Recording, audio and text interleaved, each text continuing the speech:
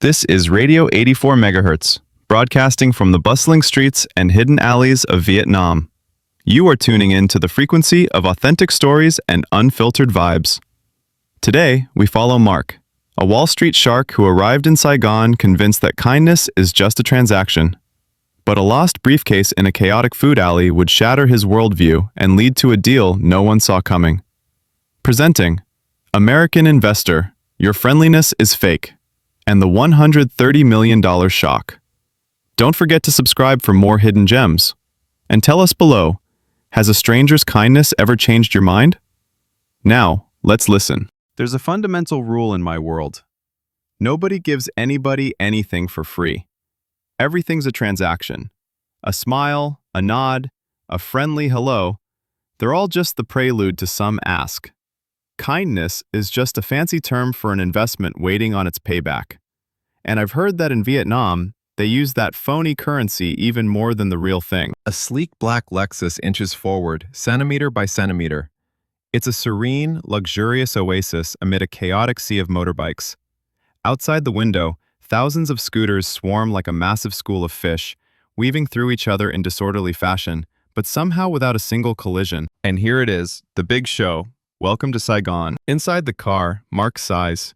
He's wearing a perfectly tailored Tom Ford suit worth $5,000, but it looks out of place. His sharp features are etched with the wrinkles from thousands of high-stakes Wall Street meetings.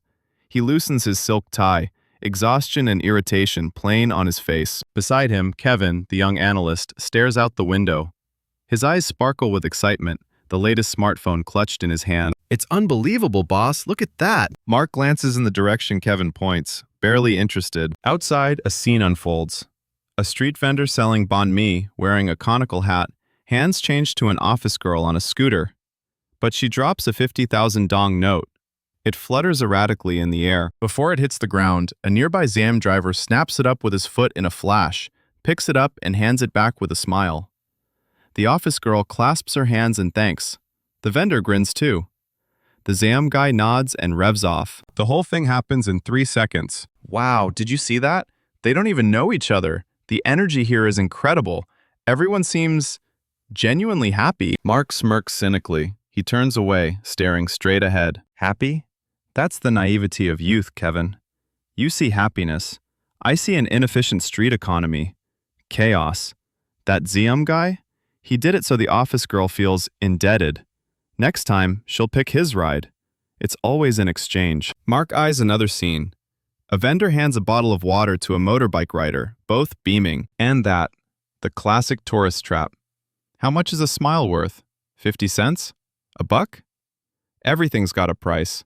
A well-rehearsed performance. The car finally breaks free of the jam, speeding toward a towering glass office skyscraper. The room is frigid. A long, polished wooden table reflects the cold LED lights from the ceiling. Mark and Kevin sit on one side. Across from them, Vietnamese executives. Mr. Long, the chairman, in a sharp suit, with a benevolent face but piercing eyes. Beside him, Ms. Mai, the CFO, and a team of assistants. The negotiation has dragged on for 3 hours. It's an $80 million deal for Mark's fund to acquire a local tech startup. And as we've presented, Mr. Mark, the $120 million valuation is entirely based on projected user growth, and projected growth isn't cash, Ms. Mai. My fund doesn't invest in projections. We invest in reality. And the reality is, your cash flow is negative. $80 million is already a generous offer. Very generous. The air grows heavy. Kevin swallows hard. Mr. Long smiles, a calm, measured smile. He signals an assistant. "Mr. Mark, I understand the Wall Street perspective, but perhaps we've been working too hard. Please, have some tea. This is special lotus tea we prepared just for your delegation." A graceful assistant approaches, carefully pouring tea for Mark and Kevin. She smiles at Mark. Here we go again. The smile, the tea, these time-wasting rituals. Classic tactic. When you can't win on numbers, you try to soften the opponent with kindness. Do they think I'm some clueless tourist? Mark doesn't even touch his cup. "Mr. Long, I appreciate the hospitality, but I didn't fly 18 hours to drink tea. 80 million. Take it or leave it. We have another meeting in Singapore tomorrow night." Mark's bluntness makes Kevin shrink back. Ms. Mai looks slightly offended, but Mr. Long holds his smile. "Mr. Long, We understand your schedule. Give us 5 minutes to consult. In the meantime, please try the pastries, Mr. Kevin, Mr. Mark. My wife made them herself this morning to welcome you. Mark gives a stiff nod, arms crossed. His wife made them? Seriously? Last-ditch ploy. Trying to turn a business negotiation into a family gathering. Ridiculous. Betty bought them from the priciest bakery in town. The meeting room door opens. The negotiation ends without a deal. The Vietnamese side rejected the $80 million offer. Oddly, Mr. Long and Miss Mai show no anger or disappointment. They escort Mark and Kevin all the way to the elevator. A very interesting discussion, Mr. Mark. Though we haven't found common ground today, I hope you still have time to enjoy the beauty of our city. And I hope you like the lotus tea. Next time, we'll prepare a stronger brew. Oh, yeah. Thank you. The tea was great. Everything was wonderful. They hold the elevator door until Mark and Kevin step in. They wave as the doors begin to close. The shiny metal elevator doors slam shut. Silence envelops them. Mark loosens his tie again. Kevin, wow, they turned it down. Of course they did. It's part of the play. They'll call back in 48 hours and take $85 million. I'm not sure, boss. They seemed resolute. But what impressed me most? They're genuinely warm. Even after we squeezed them to the breaking point, they smiled and talked about tea. They walked us to the elevator. In New York, if a deal falls through, you're lucky not to get thrown out the door. Mark stares at his reflection in the elevator wall. He sees a weary, cynical man, dripping with the superiority of someone who knows better. Kevin, how old are you? 25? 26, sir. You're still green and naive. You need to understand where you are. This is a developing country. They've been through war and poverty. They value the US dollar more than you or I ever could. But boss, that kindness? And that's not kindness. That's negotiation tactics. Mark emphasizes every word. They know we're foreigners. They know we're from America, carrying suitcases full of money. That smile is part of the sales pitch. That hospitality? It's a carefully calculated facade. The elevator dings and slides open into the grand lobby. Mark and Kevin step out. The lobby is vast, clad in marble. You think the chairman's wife actually got up at 5 a.m. to bake pastries for 2 American strangers she's never met? Grow up, Kevin. It's a scripted story. A cheap psychological trick to make us feel obligated. But it felt so real. Real? Nothing's real in business. Only interests. They're friendly because they want our money. They're polite because they think it'll soften us up, make us feel guilty if we push too hard. Mark jabs a finger at the driver holding the Lexus door for them, bowing with a smile. Same as him. He smiles because I pay him. Here, friendliness is currency, a tool. And honestly, Mark drops his voice to a near whisper. It's fake. It makes me sick. I'd rather have an opponent screaming in my face than someone smiling while trying to stab me in the back. Mark slides into the car, slams the door, leaving Kevin standing bewildered on the sidewalk. Show me the numbers, not your smile. Tonight, I'll call the team, have them dig deeper. There's got to be something shady in their books. No one can be both kind and successful. That's a law of nature. The car surges forward, swallowed by the chaotic flow. Soft classical music plays inside, a stark contrast to the street's roar. The luxury Lexus glides through streets now lit for the night. Mark rubs his temples, eyes closed. The failed afternoon negotiation has left him seething.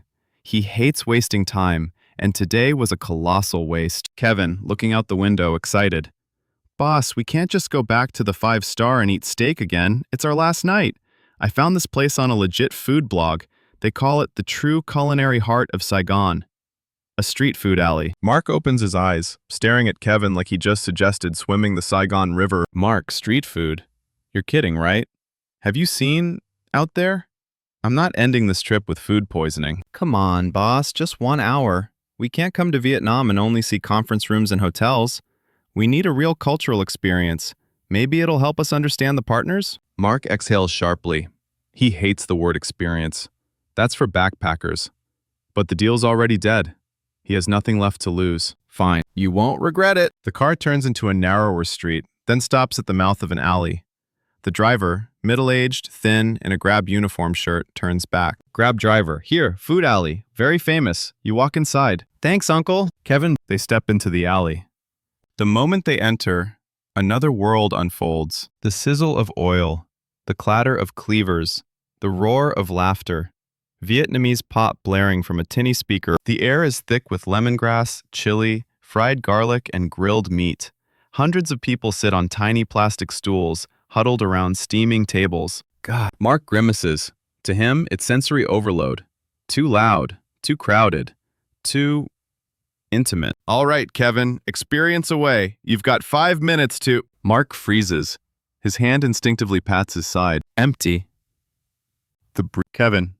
Huh, boss? My briefcase! The leather one! Where is it? He looks at his feet. Nothing. He looks at Kevin. It's in the car. Damn it, it's still in the car. He spins around. The grab Lexus has just turned the corner and vanished into traffic. 1 second of silence. Then Mark explodes. No! No! Kevin, call him now! Get him back! Kevin fumbles for his phone, hands shaking as he opens the Grab app and hits call driver. I'm calling. Calling. Mark clutches his hair, a gesture he hasn't made since the 2008 crash. It's gone. Everything. The laptop, this quarter's entire deal data. My passport. Jesus, my passport. No signal, boss. Subscriber. He must have turned it off. Of course he turned it off. He just hit the jackpot. They'll crack that laptop in 10 minutes. My passport will be on the black market. Damn it. This is exactly the kind of opportunity I was talking about. Mark's gaze sweeps the crowd. People still laughing, eating. To him, they're all accomplices now. A nation of thieves, smiles by day to negotiate, steal by night when you let your guard down. I knew it. I was an idiot to listen to Kevin. Real culture? This is their real culture. Boss, calm down. We can call the police. We have the driver's info. Police? You think the cops here will do anything for 2 Americans? Find one anonymous driver in a city of 10 million? Forget it. I'll call the embassy. Freeze the cards. Kill all data access. Mark pulls out his own phone, but his hands shake too hard to unlock it. Despair engulfs him. It's not just the laptop or passport. In the hidden compartment of the briefcase was his father's old pocket watch, his only keepsake. He stands frozen in the noisy alley. The smell of grilled meat hits him like nausea. He feels betrayed, duped. Just as Mark is about to collapse, a familiar sound cuts through, a motorbike horn, deliberately beeping. Beep, beep, beep. To get attention, the crowd parts. A beat-up old motorbike weaves through the plastic chairs. The rider is the same Grab driver. He's ditched the uniform shirt, now in a faded threadbare one. Dangling from the handlebars is Mark's leather briefcase. Mark and Kevin stand stunned. The driver stops a few meters away. He looks tired, forehead beaded with sweat. He lifts the briefcase, smiling. Hey, sirs, you forgot this. He dismounts, walks toward Mark, still wearing that same gentle smile. Mark is speechless. He can't believe his eyes. He steps forward, almost snatching the briefcase from the man's hands. His fingers tremble as he unzips it. The laptop. Intact. The passport. Intact. He reaches into the secret pocket. His father's pocket watch. Still there. Everything untouched. Mark looks up, exhaling in relief. The panic subsides, and instantly, his Wall Street instincts kick back in. This was a good deed. And good deeds get paid. Thank you. Thank you, sir. He yanks out his wallet. No small bills. He pulls the largest note he has, a 500,000 dong bill, about $20. For a 50,000 dong grab ride, it's a massive tip. He thrusts it at the driver. Here, thank you, take it. The driver looks at the bill in Mark's hand. Then he looks at Mark, and he smiles. Not the trained, polite smile of a hotel clerk. Not the tactical smile of Mr. Long in the boardroom. This is a real smile. Tired, a little flustered, but utterly genuine. Then he waves it off. Driver, no, it's nothing. Kevin, just as stunned, translates quickly. Kevin, boss, he says, it's nothing. Mark frowns. Is the guy insane? He just drove 15 minutes back through this hellish neighborhood to return something worth thousands, and he doesn't want payment? No, you have to take it. That's your pay. You did great. Take it. Mark's move is almost rough. The driver, polite but firm, pushes Mark's hand away. He steps back. Driver, still smiling. Come on. It's yours. It stays yours. I'm going. He adds something else. Kevin, he says, have a good dinner, you two. The food here is delicious. The driver says nothing more. He swings back onto his beat-up bike, kicks the engine to life. The roar blends into the alley's din.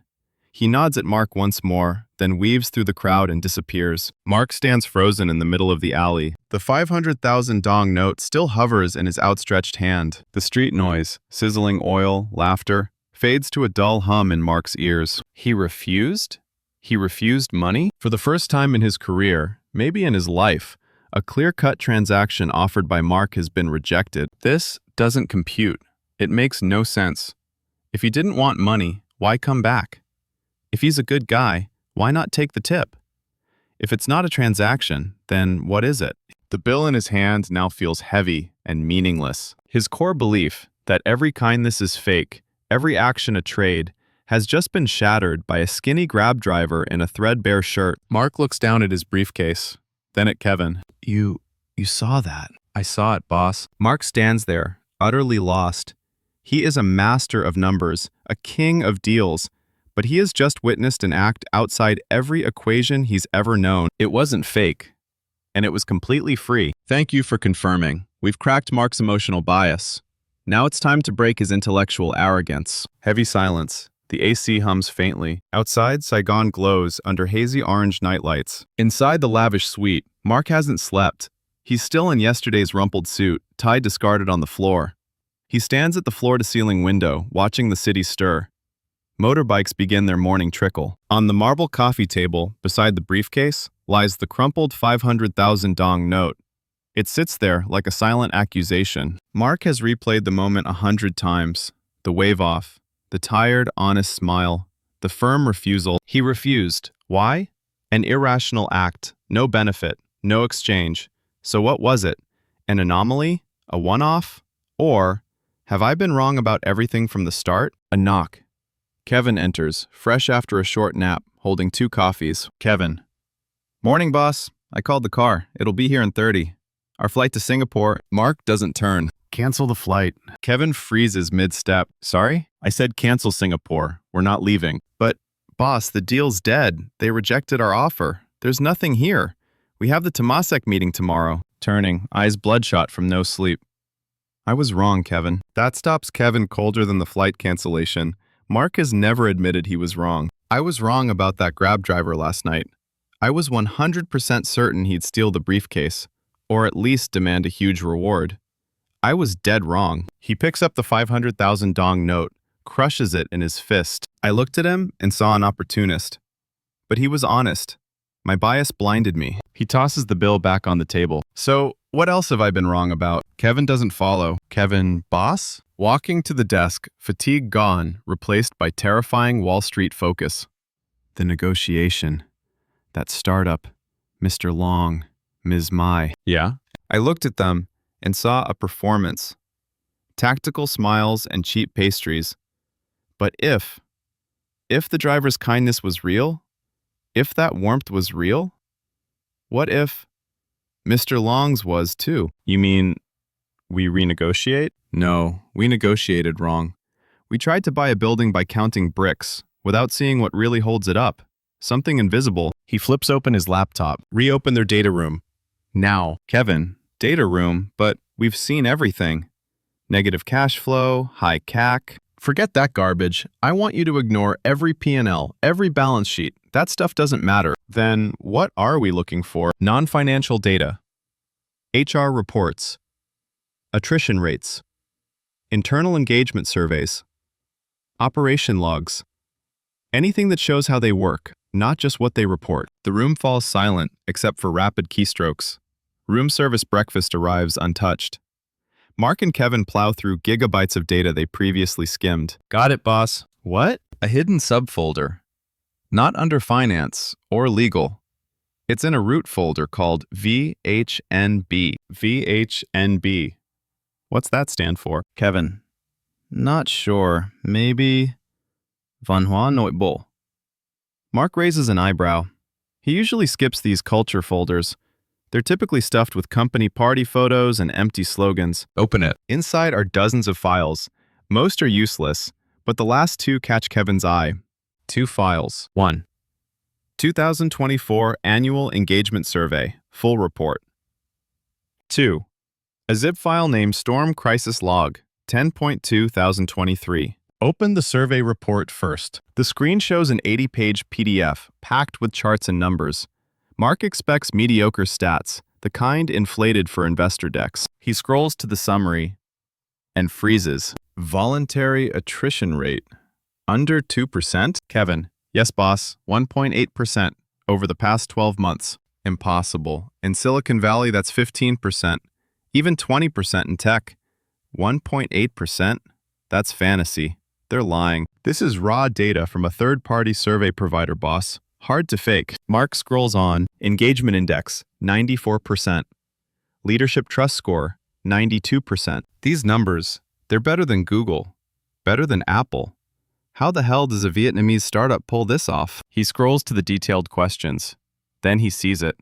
The one question he always considers the true litmus test of a company. Would you willingly help a colleague outside working hours, without extra pay, to resolve an urgent customer issue? He looks at the result column. Agree rate, 96%. Mark shoots out of his chair. Jesus, 96%. Insane. Completely insane.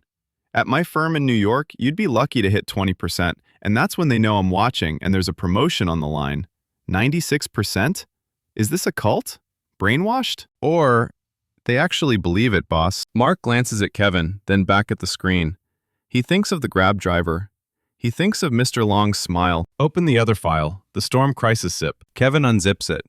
Inside, internal chat logs, emails, and a few blurry phone photos. Mark starts reading. It's a record of an event from last October. A massive storm hit the city, causing widespread flooding. 2:17 a.m. Alert! Grid power down.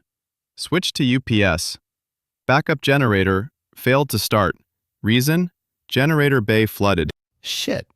Entire server room running on UPS. We have 60 minutes before total shutdown. Mark swallows. Total shutdown means losing all customer data. The company would be bankrupt. To all hands, servers die in 60 minutes. Need on-site help now. Who's near the data center? I'm 2 kilometers away. Streets flooded. Trying to get a ride. I'm in the building across the street, coming down. No way. Water's waist deep. No one's getting out, Tuan. No choice. I'm walking there. I'm in the server room. Water's seeping under the door, using towels and sandbags to block it. Got a 3-wheeled cart. On my way. Good. Hung. Try manual generator restart. I don't know how. I'm QA. Follow my steps. Open the panel. Mark reads, holding his breath. He can feel the panic, the urgency. I'm here. Hung, you're a star. Water stopped. Where's Min? Here. I brought... Mark clicks the attached photo. Blurry, shot by flashlight. Min, soaked to the bone, stands beside a 3-wheeled cart. On it, 4 large diesel cans. The developer went out hunting for diesel. At 3 a.m. in a storm? Generators running. Systems charging. We did it! A flood of celebration emojis. Everyone okay? I'm in the lobby. Brought steamed buns and hot coffee. Accounting and CS have contacted 80% of customers to update them. No complaints. They wished us luck. Final photo. The entire tech team, about 10 people, with Ms. Mai, drenched, exhausted, but smiling and flashing victory signs. They saved the company. Mark closes the log. He's silent for a long time. He leans back in his chair. He feels drained, but not from lack of sleep. It's the exhaustion of a man whose entire worldview just collapsed. He stares at the 96%. He connects it to the developer hauling diesel in a storm. He connects it to the CFO, bringing buns at 4 a.m. And he connects it all to the Grab driver waving off 500,000 dong. My God, it's not an outlier. It's not naivety. It's a system, a cultural infrastructure, a strength I can't measure. He stands, walks to the window. Saigon is now ablaze with morning light. I flew halfway around the world with $80 million and thought I held the power.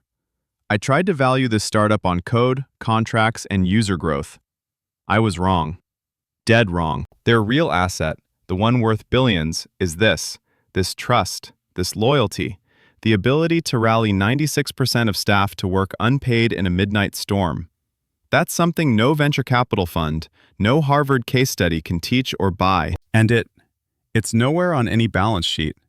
I ignored it because it was soft, because I thought it was fake. He turns to Kevin. Kevin, call Mr. Long. Yes, boss. Tell him Mark Harrison respectfully requests a meeting. Immediately. Message.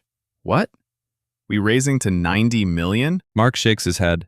He picks up the crumpled 500,000 dong note. No, I'm not adding a dime. Then, what do we say? Mark looks Kevin dead in the eye, and for the first time, Kevin sees humility in his boss's gaze. I'm going to apologize. Apologize for failing to see their true value. And I'm offering 120 million, exactly what they asked. Kevin, 120 million? But boss, they're worth every cent, Kevin, and more. We're not just buying a tech company, we're investing in an unbreakable culture. Mark turns back to the window, finally seeing the city below. Not chaos, a living current of energy. And Kevin? Yes? Find where I can buy that lotus tea they served us yesterday, the best kind. And Mrs. Long's pastries. Find the best bakery in town. We're not showing up empty-handed. Thank you for confirming. Mark has awakened. Now it's time for him to act on this new truth. This is the moment of humility and transformation. The room is the same polished wooden table, same cold LED lights. But the atmosphere is utterly different. Mark and Kevin arrived 15 minutes early. Yesterday, their side of the table was bare, except for imported mineral water. Today, there's an exquisite ceramic tea set Kevin rushed to buy from a famous tea shop. Next to it, a box of fute cakes, the wife's pastries Mark mentioned, wrapped elegantly in fresh pandan leaves. Mark doesn't sit. He stands with hands clasped behind his back, staring out the window. He's in a fresh suit, tie perfectly knotted, but his face no longer carries the sharp arrogance. Instead, there's calm and a trace of nerves. The door opens. Mr. Long and Ms. Mai step in. They pause at the threshold, clearly stunned to see Mark still in Vietnam. Their eyes flick to the pastries and tea set. Surprise deepens. They enter, maintaining polite but guarded expressions, braced for another hardball round, some new Wall Street trick. Mr. Long, calm. Mr. Mark, a surprise to see you still in the city. I assumed you had an important meeting in Singapore. Mark turns. He doesn't offer a handshake immediately. He waits for them to settle. Mark flight was canceled, Mr. Long. Good morning, Mr. Long, Ms. Mai. Please, sit. They take their seats, watching Mark. Waiting. Mark remained standing at the head of the table, a gesture of respect he never showed before. Mr. Long, Ms. Mai, thank you for making time again. I know your schedules are valuable. He pauses, gathering his thoughts. Kevin holds his breath. Before we discuss anything business-related, I have to... He swallows. The word is hard for him. I have to apologize. The room goes dead silent. Mr. Long and Miss Mai exchange glances, utterly confused. Miss Mai even frowns slightly, trying to decode what kind of tactic this is. I arrived in your country 2 days ago as a typical Wall Street investor. Arrogant, self-righteous, and cynical. He meets their eyes. My worldview was simple. Everything is a transaction. No one gives anything for free. I believed kindness was just a tactic. And friendliness? He glances at the lotus teacup from yesterday. Your friendliness was fake. Ms. Mai inhales sharply. It's a shocking confession. I dismissed your hospitality as a cheap ploy. I mocked the pastries you said your wife made. I saw a calculated performance, not sincerity. Say it, Mark. Say it all. They deserve to know they were dealing with a fool. And then, something happened last night. He briefly recounts the story. Forgetting the briefcase, the panic, passport, laptop, his father's pocket watch. Then, the Grab driver returning. I assumed he was a thief. When he gave it back, I assumed he wanted a reward. That was the logic of my world. A service for money. He pulls the crumpled 500,000 dong note from his jacket pocket, places it on the table. This is the money I tried to force on him, and he refused. He waved it off, smiled, and said, "It's yours. It stays yours." Mr. Long and Miss Mai listen, expressionless, but their eyes never leave Mark. I tried to shove it on him. I insulted his integrity, because my transaction brain couldn't comprehend an act of selfless decency. He wanted nothing. He just did the right thing. Mark's voice cracks slightly. He made me ashamed. And he made me question everything. Mark steadies himself, regaining executive composure. So last night, I didn't sleep. I went back into your data room, but this time, I wasn't looking for what I wanted to see. I was looking for what I'd missed. He clicks the remote. The large screen behind him lights up. Not with financial charts, but the 2024 Engagement Survey PDF. Voluntary attrition, 1.8%. Engagement index, 94%. And this number, he circles the 96%. 96% of employees willing to help colleagues outside working hours, unpaid, to resolve an urgent client issue. In New York, if I showed this in a board meeting, they'd laugh in my face and call me a liar. He flips the slide. The storm crisis chat logs appear. Then I read this. The storm.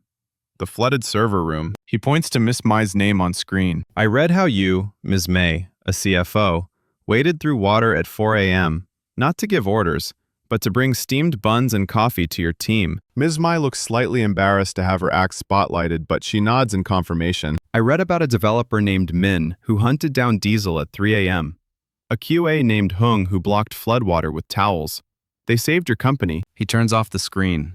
Silence returns. Yesterday, I offered $80 million. That wasn't just a lowball. Sir, ma'am, it was an insult. Mr. Long raises an eyebrow. It was an insult because it was based on the wrong numbers. I flew halfway around the world with every sophisticated Wall Street valuation tool, and I completely failed to price your greatest asset. The cultural asset? I tried to value hardware, code, contracts, user counts, but I completely ignored the cultural software, the invisible force that gives you 96% loyalty, the force that makes a CFO bring buns at 4 a.m., the force that makes a Grab driver refuse $20. He steps closer to the table. I was wrong. My bias blinded me to your true value. I no longer want to acquire your company, Mr. Long. I don't want to take it over and impose Wall Street's efficiency culture. That would destroy what makes it great. I want to invest in it. I want to be your partner. Kevin hands Mark a new folder. Mark opens it, pulls out a proposal, and slides it across to Mr. Long. My formal new offer. $120 million. Ms. Mai is stunned. It's the exact valuation Mark scoffed at and rejected. Exactly your original ask. All cash, sir. But that's not all. Mr. Long and Miss Mai stare, now completely floored. Even Kevin looks unsure what's coming. I want to offer an additional $10 million. Miss Mai's jaw drops. This $10 million will not go to the company or shareholders. It comes from my family trust, not the fund. He slides a second document across. I want to use it to create a crisis and engagement support fund for your employees. So the next time there's a storm, Tuan, Huang, Min, have the best equipment, so their kids get the best scholarships. So when they fight for the company at 2 a.m., they know their partners in New York are fighting for them. Silence blankets the room. Mark stands exposed, all cards on the table. He has laid bare his bias, his foolishness, and now his newfound respect. He bows his head slightly. A genuine act of humility he has never shown any board. I can't take back yesterday's arrogance, but I hope you'll accept my apology and this partnership offer. He looks at Mr. Long. I came to Vietnam looking for a deal. I found something 1,000 times better. I found trust. Mr. Long stands still for a moment. He glances at Ms. Mai. Her eyes glisten. She nods. Mr. Long rises.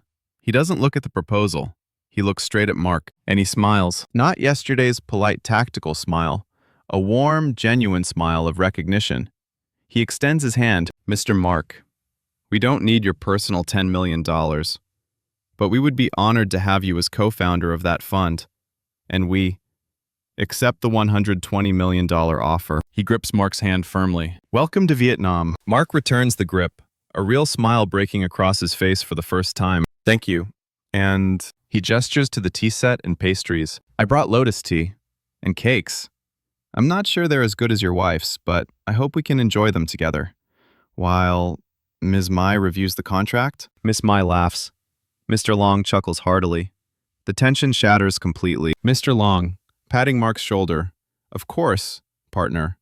Of course. The familiar street noise now sounding like music, not chaos. Sizzling oil. Laughter. 1 month later, Mark is walking. Alone. He's no longer in the 5-star hotel. He's moved to a service department in District 3. A real neighborhood. He's walking through the very food alley where he lost his briefcase, where his worldview first cracked. He's not wearing a Tom Ford suit. He's in a dark green polo, khaki pants, and comfortable loafers. He looks relaxed, no longer a predator investor, just an observer. He stops at a sidewalk pho stall he's passed a few times. The owner, a silver-haired woman in her 60s, deftly scalds the rice noodles. He slides onto a tiny red plastic stool, knees almost to his chin. A month ago, he would never have done this. To the owner, Vietnamese still clumsy but clear. "Hello, auntie. One pho. Well done." The owner looks up, startled to hear a Westerner speak Vietnamese. She flashes a radiant smile, revealing beetle-stained teeth. "One well done pho. Coming right up." Mark nods, smiling. A month ago, I looked at this place and saw chaos. Filthy, inefficient chaos. Now, I see order. A dance. People moving around each other, a flow governed by invisible rules. An order built on shared understanding, not rigid traffic signs. The owner brings out a steaming bowl of pho, fragrant smoke rising. She sets it in front of Mark with a plate of fresh herbs, bean sprouts, lime, and chili. His phone buzzes. He glances. "Kevin, video call from New York." He answers. Kevin's harried, tense face fills the screen. He's in a New York conference room. Outside the window, gray sky. Kevin, loud, excited, and anxious. "Boss, you okay? Are you eating on the sidewalk?" Mark, smiling, calm. "Hey, Kevin, dinner time here. How's it going there?" "It's insane, boss. Everyone in New York is losing it. The board read your memo. They said..." Kevin, lowering voice. "They said you've been Vietnamized. They said you paid $130 million for a company our analysts valued at $80 million. They said, you've lost your mind." Mark laughs, a full, unguarded laugh. "Let them talk, Kevin. They're using old rulers. They're me from a month ago." "But boss, they're demanding you come back and present immediately. They don't get this cultural asset you keep talking about. They don't get a company with 1.8% attrition and 96% of staff willing to fight for it at 2 a.m. They don't get a society," he glances around the alley, "where Gallup's Law and Order Index is higher than Switzerland's, a country ranked among Asia's safest. But tell them, Kevin, the $130 million offer isn't me being brainwashed. It's a steal. We bought a priceless asset at its price. Tell them I'm not coming back yet." "Kevin, not coming back? I'm staying at least 6 more months. I'll personally oversee the engagement fund. I need to understand why it works." 6 months? Jesus. "Catch you later, Kevin. My pho's getting cold." Mark hangs up, leaving Kevin gaping, half a world away. He turns off the phone, squeezes lime into the bowl, inhales the aroma. My Wall Street world was built on one principle: skepticism. We call it due diligence. We're paid to hunt lies, weaknesses, cracks in every business plan. We believe everyone has an angle. He adds a dab of chili paste. "I brought that skepticism here. I scoured for the fraud behind their kindness. I believed every smile was a trade, but I was wrong. Here, society starts from the opposite assumption. They don't begin with suspicion. They begin with trust. They begin with kindness. Internation's survey was right. Their friendliness isn't anecdote. It's data." He takes a bite. Sweet broth, fragrant herbs, chili heat, perfect balance. Their hospitality isn't a negotiation tactic. It's infrastructure, an invisible social safety net. What Condé Nast Traveler calls community bedrock. When Mark looks up, he sees a scene. A young Western backpacker is struggling with a rented motorbike. Engine dead. He's frustrated, kicking the starter. A Vietnamese man, like the Zay-om from day one, pulls over, says something, gestures. The backpacker shakes his head, confused. The man smiles, gets off his bike, says nothing more, kneels, inspects the bike. In 30 seconds, he spots the kickstand not fully raised, a common mistake. He flips it up, signals the backpacker to try again. The tourist hits the starter. Engine roars to life. The backpacker beams, fumbles for his wallet. Mark holds his breath. Here it is, the moment. The backpacker offers a bill, and the Vietnamese man smiles, shakes his head, waves it off. Exactly like the Grab driver, he pats the backpacker's shoulder, climbs back on his bike, and melts into traffic. The tourist stands stunned, money still in hand. Mark watches, and he gets it. In New York, we protect ourselves with 50-page contracts, penalty clauses, lawyers. Here, they protect each other with kindness, with a sense of community I thought was extinct. I once thought their friendliness was fake, a shell hiding true motives. He looks down at his half-empty bowl. Now I realize my skepticism was the fake shell, a shield I built to protect myself from the world, a shield that kept me from seeing real value. I came here to teach them business. In the end, they, the grab drivers, the coders, the fa ladies, taught me how to be human. The owner passes by, sees his nearly empty bowl and smiles, a grandmother's warm smile, looking up, returning the smile. Delicious, really delicious. He bows his head, slurps the last spoonful of broth. It's a real smile.